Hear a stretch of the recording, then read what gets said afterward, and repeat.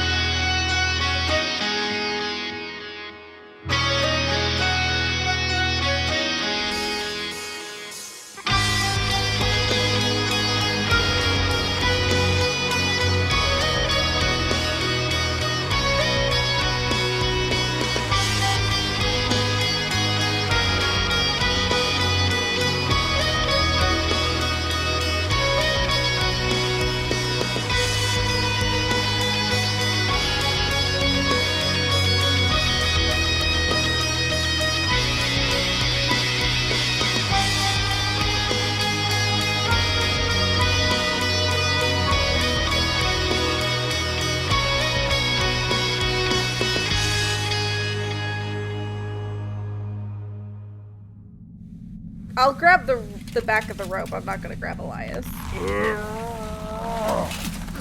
With the aid of Zaltanna, the dwarf was pulled up from the hole. He had black, greasy hair and a strange horseshoe-shaped scar over one eye, shaking heavily as he found his footing on solid ground. Thank you so much, friends. What's your name, fella? Valen Ironshot. Sindri's ears perked up, recognizing the voice of a friend, a merchant he would regularly meet with, who shared updates on his family in Westman's Hold. Valen, what are you doing here? Sindri, I did not expect to see you here. I didn't expect to see anyone here. What are you doing? This room. I don't remember how I arrived here, but I've been falling for a long time. I'm so hungry. Please, I have some food. Here, take some. Thank you. Oh. Caulfield, who had entered with Sindri, noticed a key attached to Valen's necklace and pulled it, examining it under her lantern light. I think this is it. We need this. Valen did not even look up from his meal as Caulfield snatched the key. We found the key! Guys, something is happening in the hallway. There's some manner of darkness coming this way and doors are vanishing. If you have the key, I suggest that you get over here. We need to go. Yes, I'll follow you. Sounds good to me. Let's go. Yes, we have to go through a different door now that we have the key. I'm almost there! Hold on! Second door on the right. That's what she said. Second door on the right. Let's go. As the team crawled out of the door, which was on the floor, now with an extra dwarf in tow, the spirit of the Shrieking Lady materialized forlorn and glaring at Balance. And just as she phased out of existence, vanishing, he could feel a slight shove in the small of his back.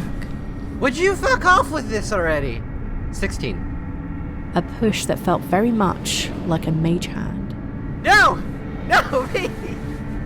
No! The hallway that stretched before the team began to be engulfed by an oncoming darkness as Caulfield pushed forward. No, she's still there. Ghost still there. Fuck! For those listening to this as a podcast, Balance, or rather Arch, the actor for Balance, just disappeared from the Zoom screen in a slow descending motion. Don't worry, I'm just down here in garbage land, where I can't save any of my friends because I'm useless. And as the team stood in the hallway, the doors behind them began to vanish one by one. The remaining doors could be reached if they were quick enough, but they would only have one chance to remember the correct door to take. I believe it's time to run to the second door on the right. Yes. Yeah. It's locked! Use the key! Put the key in the door! It worked! Come on! The group rushed into a small room, slamming the door behind them after Githa and Rowena entered. They found themselves within an office, perhaps for a scribe, a priest, or librarian. It smelled of incense, mildew, and old paper. Everything is so weird here. I hate it. It hates you too. It's simply a bad dream, and we need to get out of it. Before the team, illuminated by a small metal lamp, was a cramped room containing a worn cot, a wooden desk, and a metal chair over a musty rug worn with age. A crooked bookcase and a faded tapestry of a crystal-spired castle covered in spiders was the only hint to its former occupants' interests. What are we supposed to be looking for? We're looking for a giant, ugly spider with red, glowing eyes. Githa said that Farati would be here. No, I said we might find information here. I'm trying to see if there's anything useful in terms of knowledge. There is a bookcase and there are books on the bookcase. Trying to see if there's anything that we need to know from those books. So, 24. Over the course of the following minutes and conversations, Lirril and Balance searched the shelves, scanning the faded titles for anything of value and finding very little. Most of the books were revealed to be blank, save for small tactile bumps which held no meaning to Balance. But for Lirril, this was a secret language practiced by her people, especially those who preferred to read without light. And as she pored through the texts, mostly treatises on forbidden magics, destiny, and prophecy, she came across a bound purple tome, a journal of prophecies written by the former occupant of this room. While she read so much more, the most interesting verse, its final entry, read as follows. I have been granted a vision that our home will be forever changed. I know not the hour, nor the day, only its inevitability, as unstoppable as the march of seasons. Fall will end, and winter will bring a most terrible darkness. The shadow of war will envelop my beloved Darliria on the night that blood from sacrifices too numerous to count stains the land. Their cries were torturous, will be torturous. Our captors' cruelty only matched by their devotion to that most terrible patron. Before the bell of bone is struck, the All-Mother of Winter's forces will find their way, force their way here, to our temple, and murder us for the unbending devotion they will claim as disobedience. Our bodies will be broken, ripped asunder, and reanimated by a second-rate wizard named Caulfield.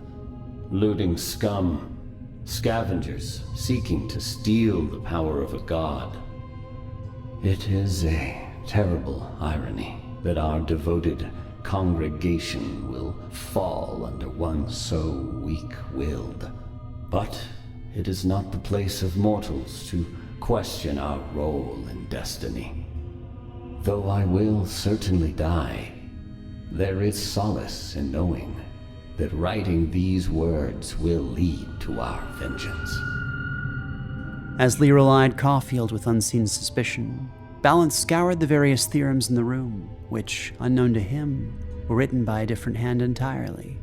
These parchments contained information on spiritual possession, speaking with the dead, and other esoteric designs of necromancy.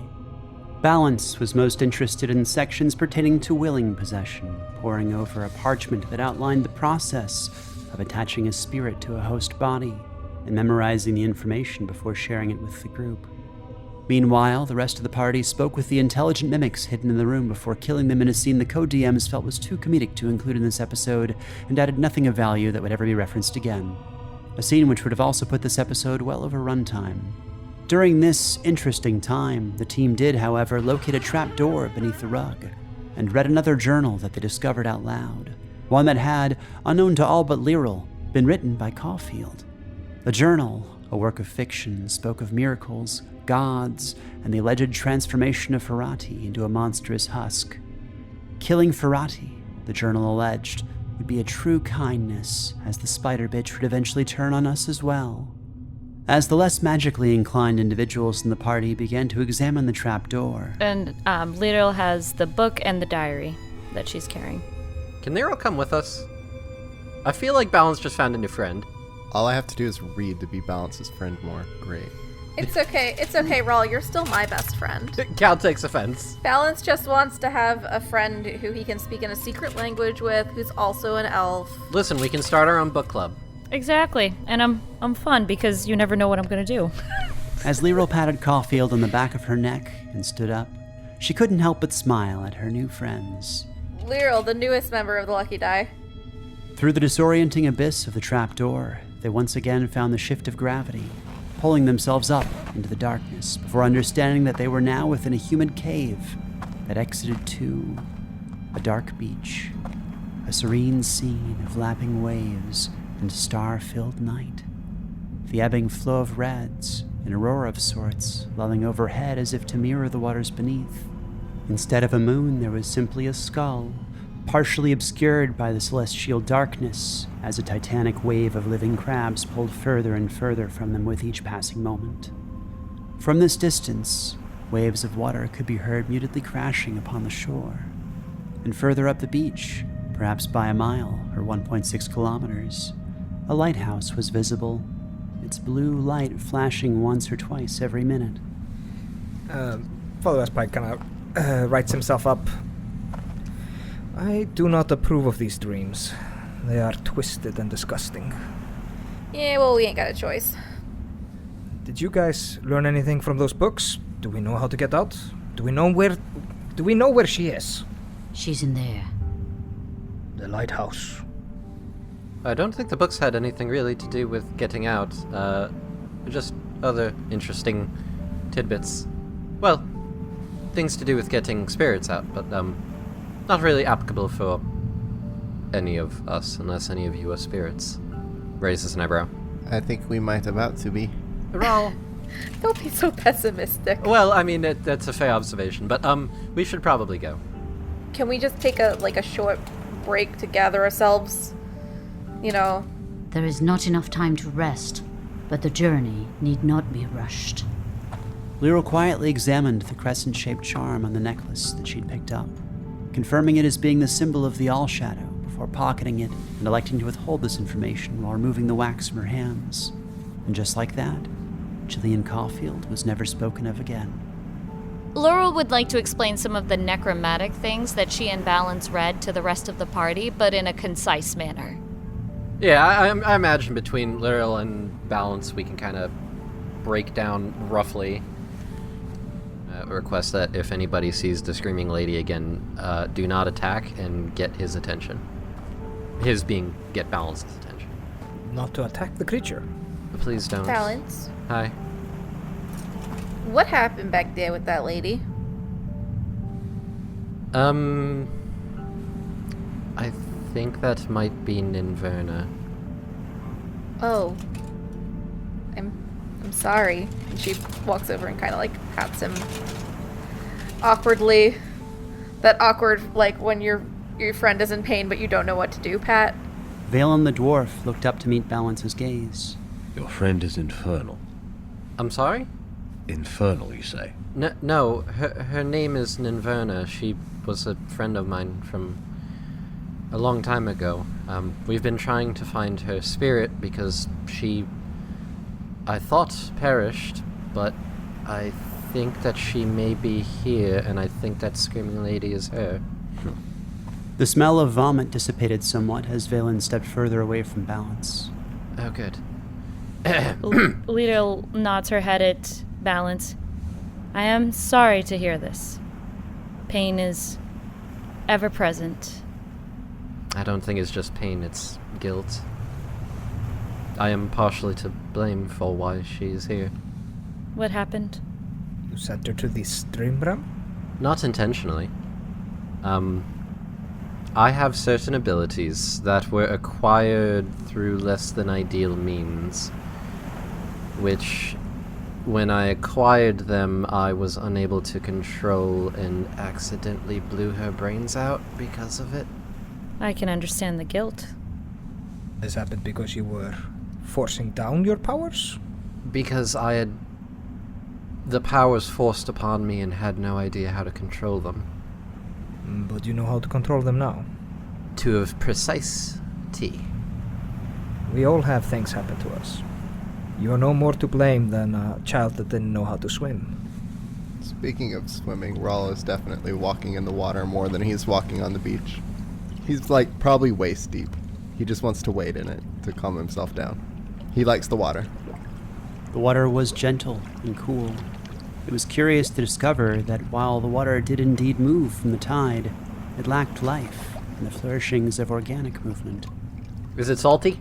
He just wants to wade in it to calm himself down. He's not like trying to drink from the ocean. He's been on the ocean before. But it's a dream ocean. Oh, maybe it's cotton candy and this balance. The ocean is cotton candy and dreams. Come on. No, this ocean is only dream. I don't think it's cotton whatever. If this is all a dream, can we conjure things that we think of? Try it. It's not our dream. I would doubt it, but it wouldn't hurt to try. Zaltanna thinks of a really big pizza. And Zaltanna thought of a really big pizza. Lirril thinks of, like, the best armor that she can and imagines it appearing in front of her. Lirril thought of this and closed her eyes.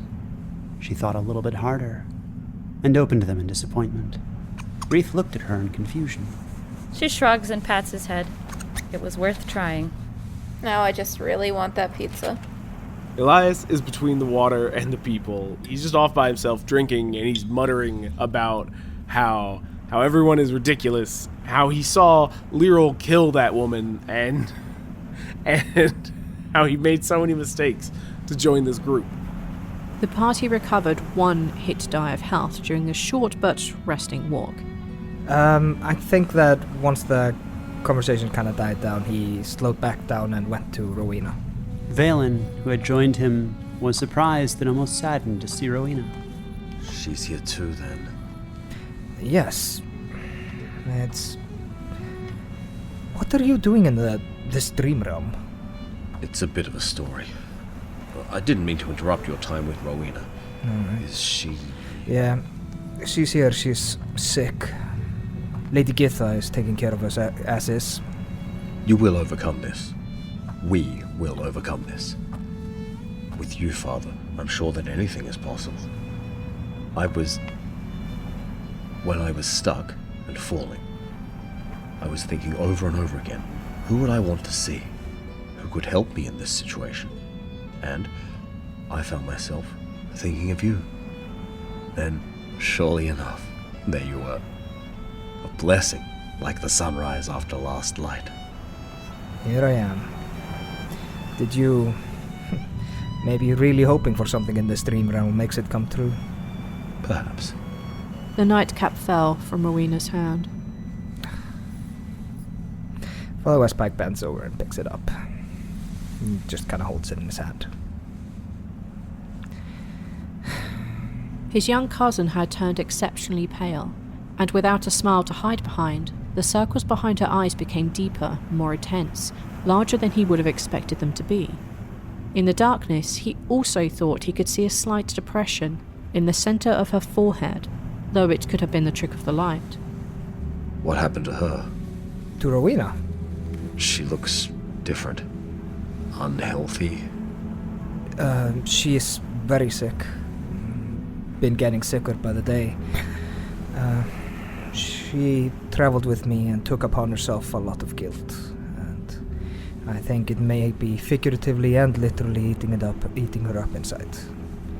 Well, Westpike slips his silly little nightcap on her head. She needs to rest. She needs to sleep. We have arrived. I leave this to you, heroes. I will keep your cousin safe and follow once it is clear.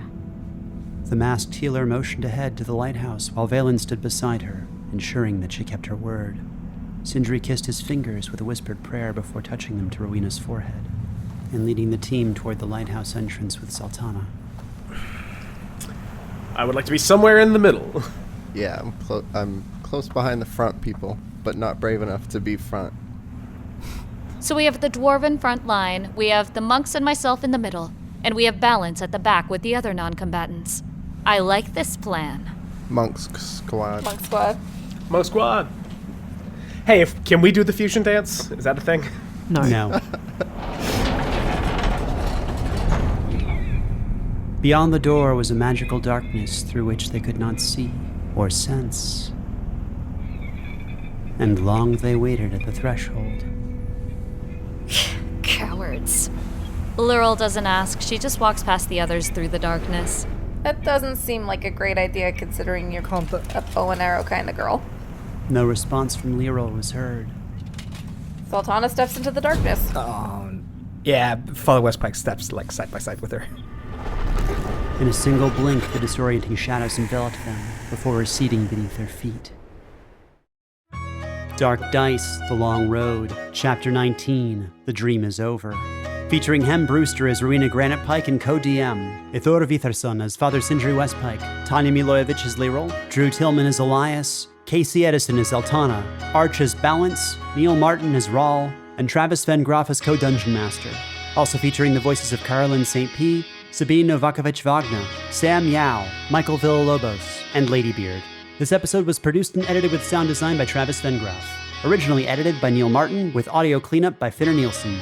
With mixing and mastering by Marisa Ewing of Hemlock Creek Productions. Featuring executive producers Dennis Greenhill, Carol Vengroff, AJ Punkin, and Maico Villegas. With associate producer Xian Francois. This episode featured music by Neil Martin, Stephen Mullen, Brandon Boone, and Travis Vengroff. You can hear the other version of this episode by going to The Lucky Die and listening to their amazing podcast. Please do it. You know you really want to because it's a lot of fun. It's episode 50 and it's a lot of fun to listen to. So go check out The Lucky Die. To support this production, please share your thoughts with friends, family members, co-workers, cult members, wherever you lurk on the internet or within the darkness you dwell. You can also help us eat and keep the lights on over at patreon.com/foolandscholar. This is a Fool and Scholar production. Thank you for listening. Hi, I'm Volley. Hi, I'm Travis.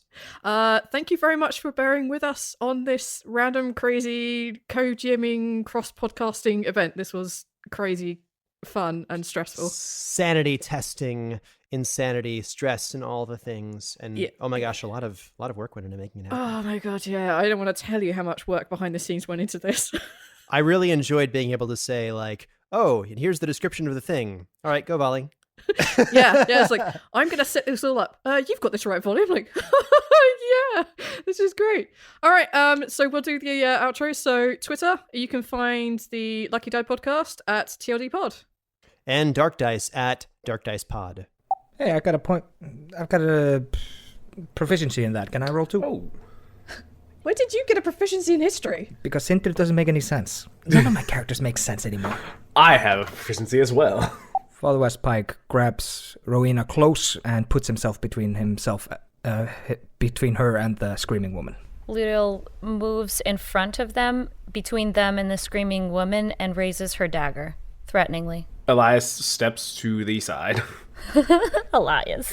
I saved your life and now you stand to one side, you think. I didn't say I wasn't going to help you. I just said I moved out of the way.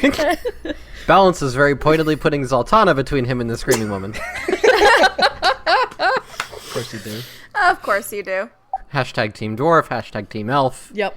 Hashtag Team Monk. Yes. Yep. We have the pairs. This is incredible. God, that's going to be a Twitter poll if ever there was one. Yep. Which team is the best team? Clearly Dwarf. Yeah, I say Team Dwarf because we're the most cohesive. We're both dwarves, we're both religious, and we both have shields. So yeah, we're the most cohesive of all of us. Here's my argument.